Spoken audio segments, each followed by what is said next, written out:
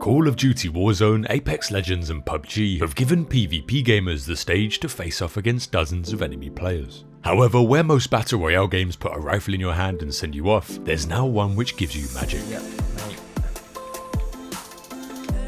Haha, I got killed with that.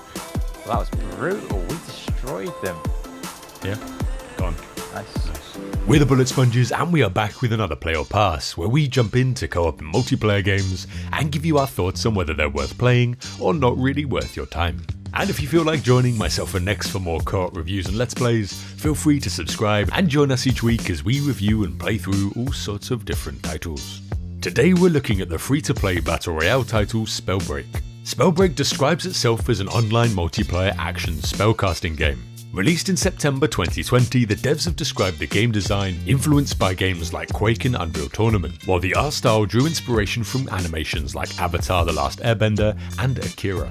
The game itself has two main modes: your standard Battle Royale mode where you can join a group of friends and dive into a large open map, and the 5v5 domination game mode, which is essentially territory control.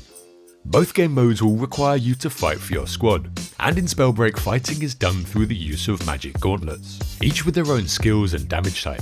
The gauntlet you choose will ultimately depend on the playstyle you're looking for and the synergies you're looking to get out of combinations of elements, but we'll go into more depth on this a bit later. Spellbreak has had a positive reception from the gaming community, and for us it was nice to see a fresh take on the Battle Royale genre. Released on Steam in December 2020, it's now had a bit of time to settle, so we jumped in 2021 to let you know if Spellbreak is a play or a pass. In an interesting change of theme, Spellbreak have over time through the early access route come out with a multiplayer PvP experience focused on the fantasy setting, hurling fireballs and boulders at each other while soaring the skies in order to best the foes that you come across. The brushed painted art style here is really beautiful to look at. Colours are quite punchy and contrasted to each other, useful in a competitive environment where you want to keep visual distractions to a minimum. The controls are extremely responsive too, opting for purely skill-based movement, which is what prospective players would be looking for in a PvP title. Playing as battle mages, you get to customise your build based on equipping 2 of the 6 elemental gauntlet types. There are no other weapons, just your main hand gauntlet being fixed dependent on what class you pick, and an offhand gauntlet that can be swapped out. The Pyromancer class uses the fire gauntlet, Stone Shaper uses the stone one, Conduit for lightning, Toxicologist for toxic, Frostborn for frost, and Tempest for air.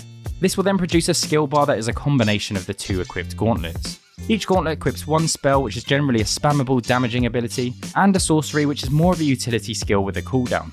In addition to these, you get a 5th utility skill slot that provides valuable movement or repositioning support through things like invisibility, jumps, and even Dragon Ball Z style flight.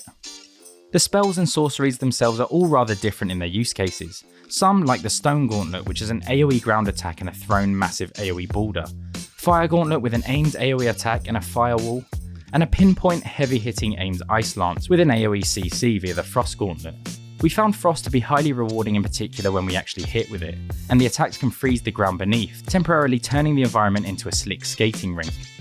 Every player has your typical health and armor bar. These could be replenished through picking up items stored on one of the 4 available item slots.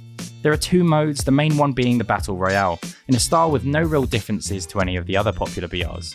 However, when it comes to dropping down on the map, you get to pick the spot that you start falling from, as well as see where others plan to drop, with one minor annoyance being that we couldn't seem to affect our trajectory much, having to land roughly in those predetermined locations before quickly moving to where we wanted to actually go.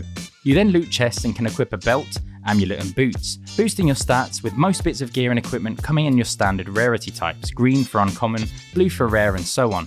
Our first few games went exceedingly well, racking up kills and securing victory on each one. But it appears through either playing bots or strange matchmaking, this was a short-lived affair. Oh, I got wrecked.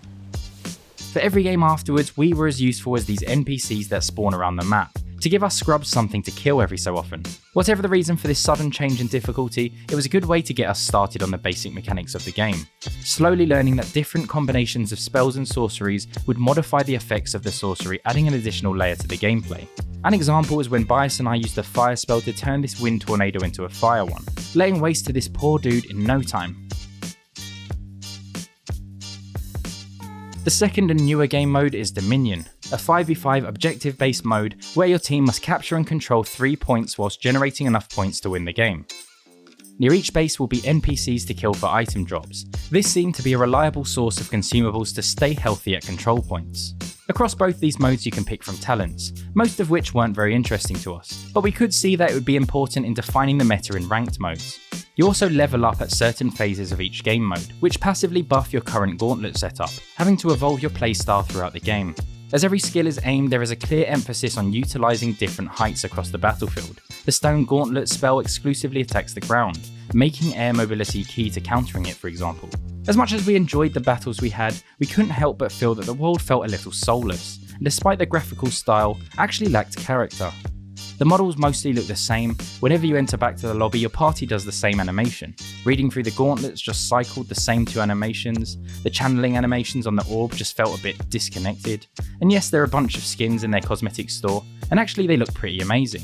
We got wrecked by cool looking players all the time, but it still felt a bit shallow and didn't at all match the general aesthetic of the game.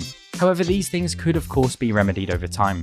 Spellbreak is the kind of game that makes you ask, why can't we have an MMO that plays like this? Its simple mechanics with plenty of depth to create a high skill ceiling does leave you wanting to constantly improve, and besting your opponents was really satisfying at times. It's definitely the kind of game where the depth becomes more and more apparent when you start sinking more hours into it, but I think the game design lets it down slightly. The build up of the gear is not very gradual, and due to the higher number of options fighting over very few available slots, you end up skipping over most of the loot you come across, rather than seeing it as an opportunity to upgrade yourself. Movement is fluid and responsive but feels a little one-dimensional. Take a game like Apex, a leader in the same genre, where just movement alone has so many elements of depth. Sliding, wall climbing, ziplining and all the character movement abilities. It makes Spellbreak seem a little lackluster. That being said, there is a fantastic foundation here. A game that amongst quite tough competition, has a niche that it can uniquely fill. And I suspect with more time we could come to appreciate a number of these elements more. The gameplay overall was great. We had loads of fun crushing bots or other new players at the start, but less so when we started to get crushed by the wider population of the player base. Jumping into Spellbreak for the first time, the main thing that stood out to us was the aesthetic. The quality of the design, the vibrant colours and the cartoony art style gave a great overall ambience to the game. And joining for the first time, the game's tutorial helps you learn the ropes of the game and shows off the mechanics and the movement, all of which felt pretty good. The ability to combo your spells with moves like the air tornado and fire added some real complexity to the gameplay mechanics, and seems to provide a decent skill ceiling for the more competitive players. And not only do you have the access to your spells and combos, you also have access to a choice of runes, which helps to add a further depth to the gameplay itself, whether you want the ability to fly away from a fight or turn invisible. The only real downside we had with the game was the empty feel of the map. The combination of minimalist colour palette, cartoon art style, and the large open spaces sometimes make the Battle Royale map feel a bit empty and lifeless. But this is a feeling that quickly passes as soon as another team sets you on fire. Overall, we gave Spellbreak a 3.5 out of 5. And for us, considering the game is free to play, it's a play. There may well be Battle Royale games out there which you find a bit more fun, but every now and then it's nice to try something a bit different, especially if it's free to play. Let us know in the comments what you think of the game, or whether or not you agree with our review. We're the Bullet Sponges, and we'll see you in the next one.